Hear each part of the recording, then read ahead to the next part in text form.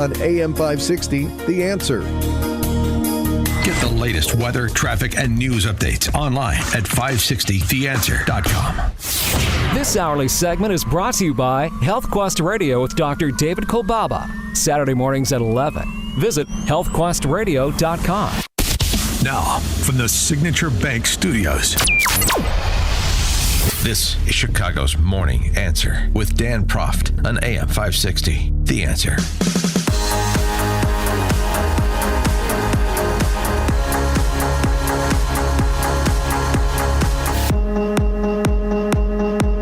Top of the morning, Dan Proft here. Just a postscript on that Jets fan we played at the end of last hour.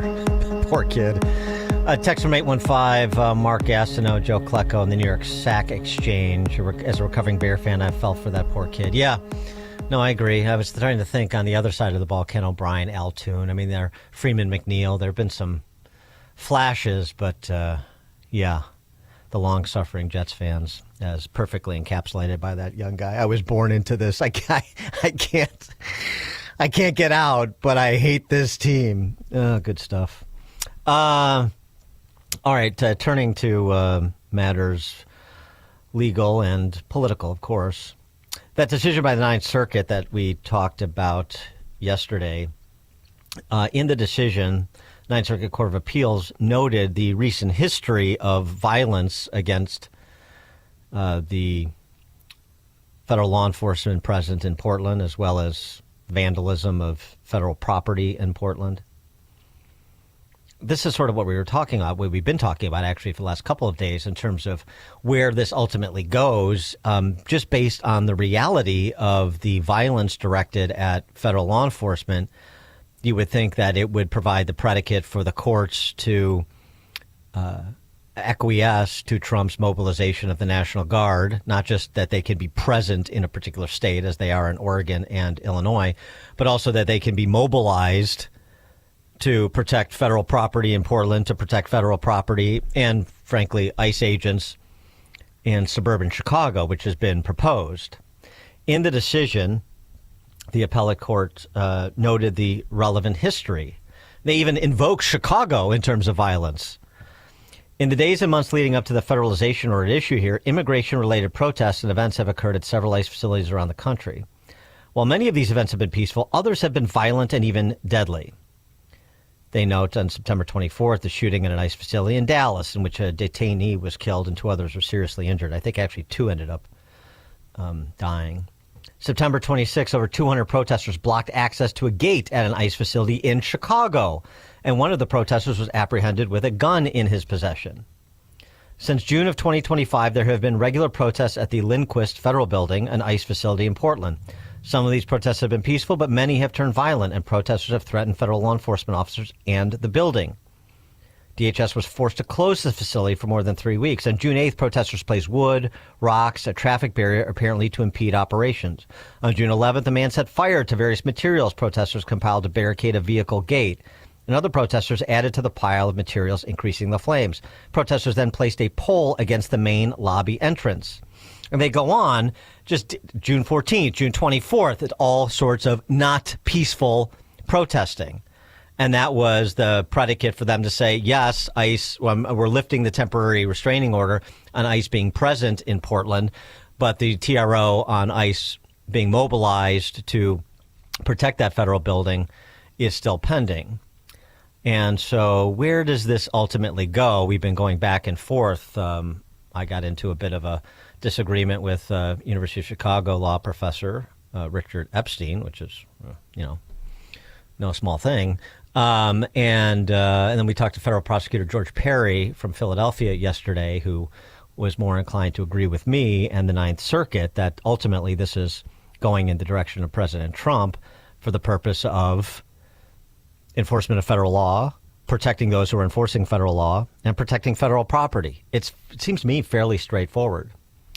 Will Chamberlain predicted this. He's taken the victory lap that the Ninth Circuit would overturn what the district court had imposed, at least in part it did. But again, where does this ultimately go? Will Chamberlain is senior counsel at the Article 3 Project. He joins us now. Will, thanks for being with us again. Appreciate it. Absolutely. Thanks for having me. So where does it go?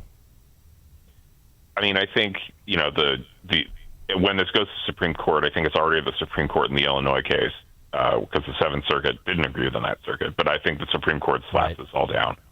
I think the basic problem with the way that some of these judges have been looking at the statute is that they haven't been according the proper deference to the president's findings. I think that they haven't done that both as a legal matter. They haven't recognized that they need to have a very, very strong deference to what the president determines in terms of the facts on the ground. And then also, when they've analyzed it themselves, they've been unnecessarily cramped in how they've thought about what's happened on the ground. I think that's what happened in Portland in particular, where the district judge in that case looked at maybe the only 1 week's activity to say, you're not having any trouble enforcing the law. You haven't had any trouble enforcing the law the last week.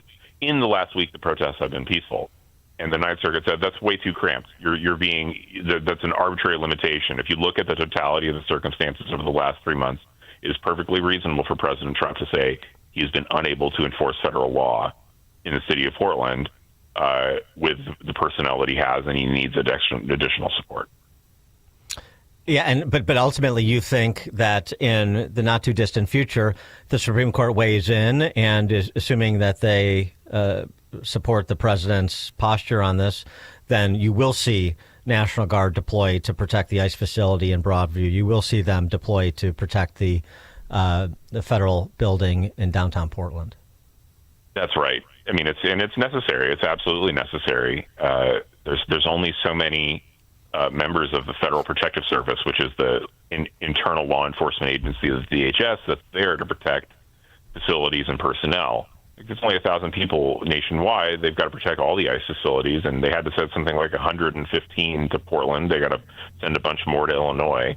So, and from what I read in the affidavits in the Oregon case, they're working 12-hour days, 7 days a week. They're absolutely working flat out because they're strained for personnel. And so the obvious solution to that is to bring in more people, and the National Guard are right there. I want to get your take on another matter, a lot of activity in the legal realm. Yesterday, House Judiciary Chairman Jim Jordan made a criminal referral on former CIA Director John Brennan. Yeah, a long time in coming, I think, in the estimation of most, myself included. Here's what Jim Jordan said in explaining the basis for his criminal referral on Hannity last night. Yeah, you're not supposed to lie, Sean, but you're definitely not supposed to lie when you're under oath talking to Congress. And that's exactly what it looks like John Brennan did. He said he wasn't involved with the dossier at all. He said that to us under oath. He said he didn't want it included in the intelligence community assessment, the report that's put together. But then ODNI Director Tulsi Gabbard declassified a report that said just the opposite. In fact, John Brennan put in writing that he felt the dossier should be included in the report. And more importantly, when he was confronted by an individual who works at the CIA, and the individual said, Mr. Brennan, this dossier just doesn't hold up. There's not the underlying intelligence to support it. And Brennan's response was, yeah, but doesn't it ring true? Showing his true color, showing that he was out to get President Trump. So we think he lied. We think it's clear. And I'll be, Sean, I don't do a lot of these. I've done very few referrals. You got to have the evidence to do this. We think it's there. We think it is clear. We appreciate what Tulsi released and declassified that report. And that's why we sent it to the Justice Department. And we'll see what the Attorney General Bondi and Deputy Attorney General Blanche do with it now.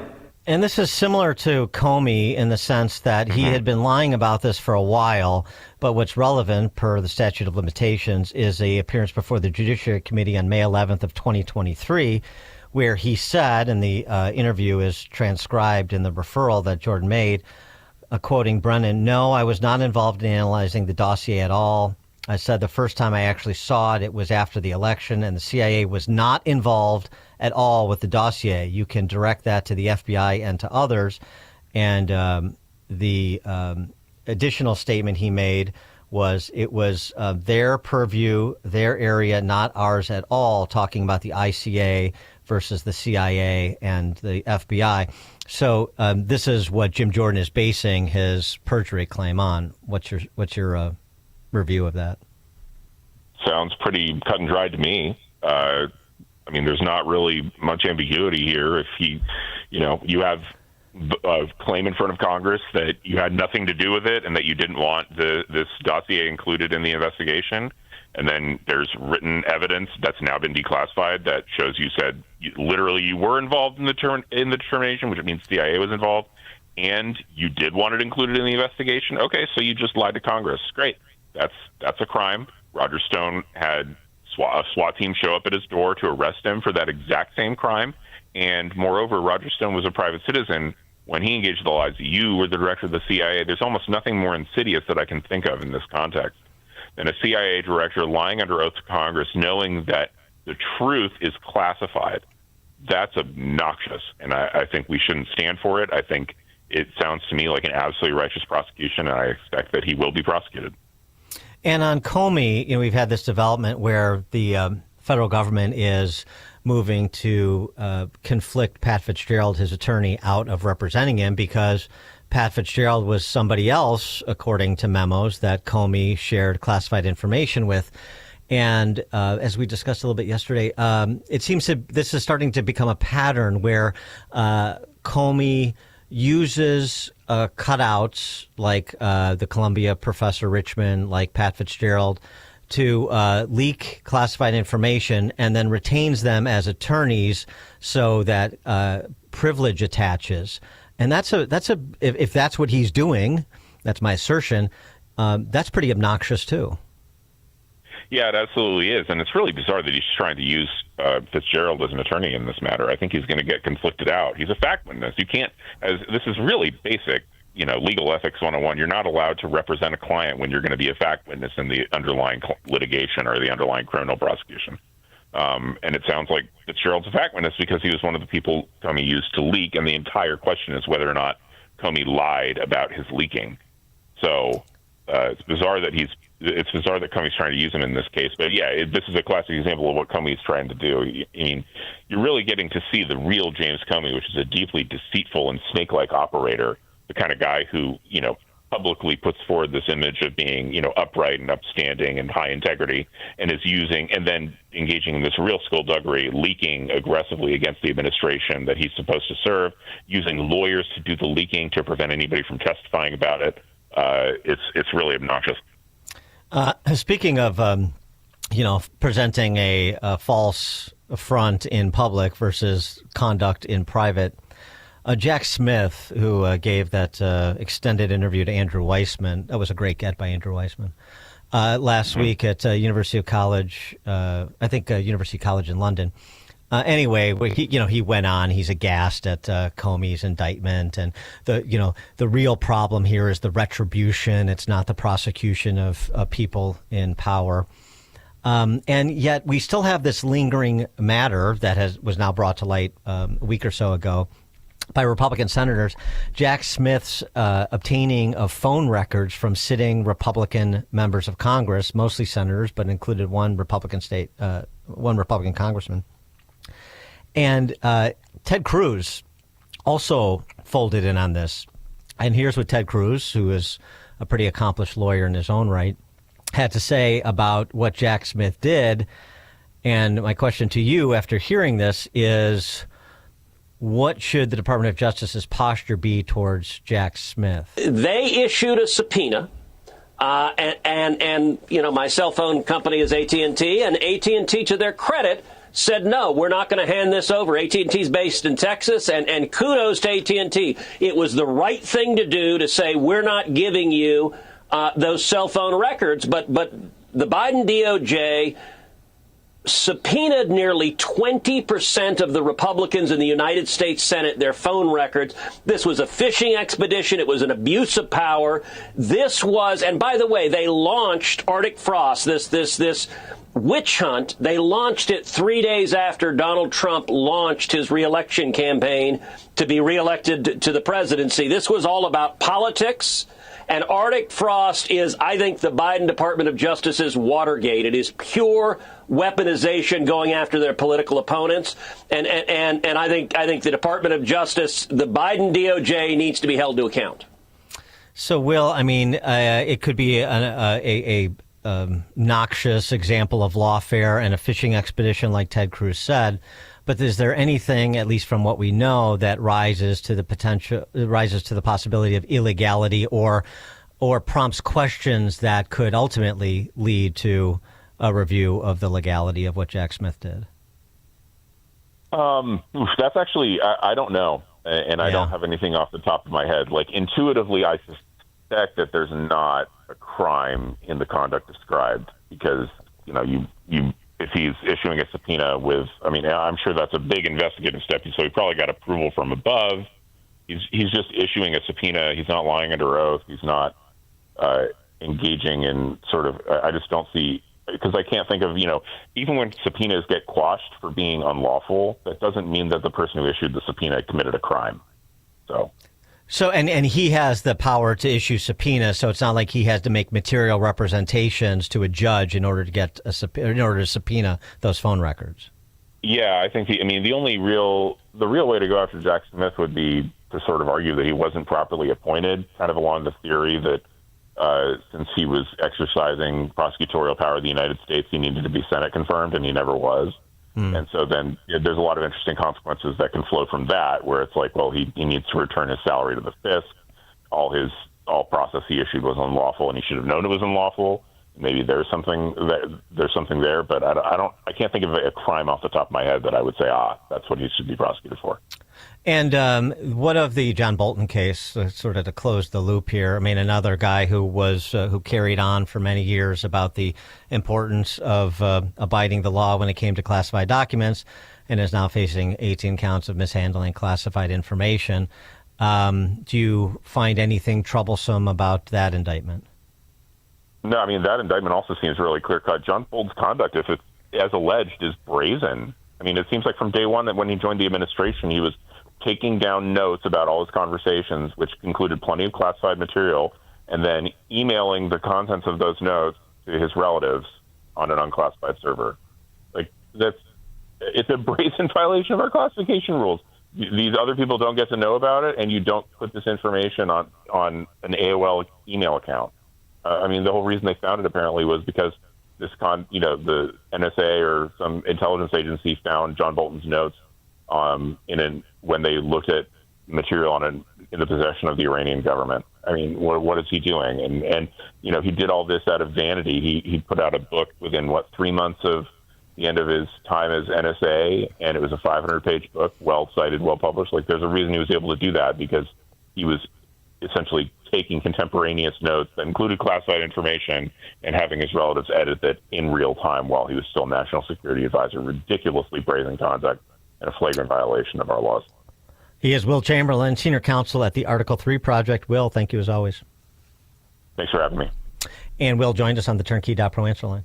It's like a hot, steaming cup of information to start your day. It's Chicago's Morning Answer on AM 560. The Answer. Guys, fall is here, and so are the all-new styles from Untuck It. We make the world's best Untuck shirts, and this season's new arrivals are some of our best yet.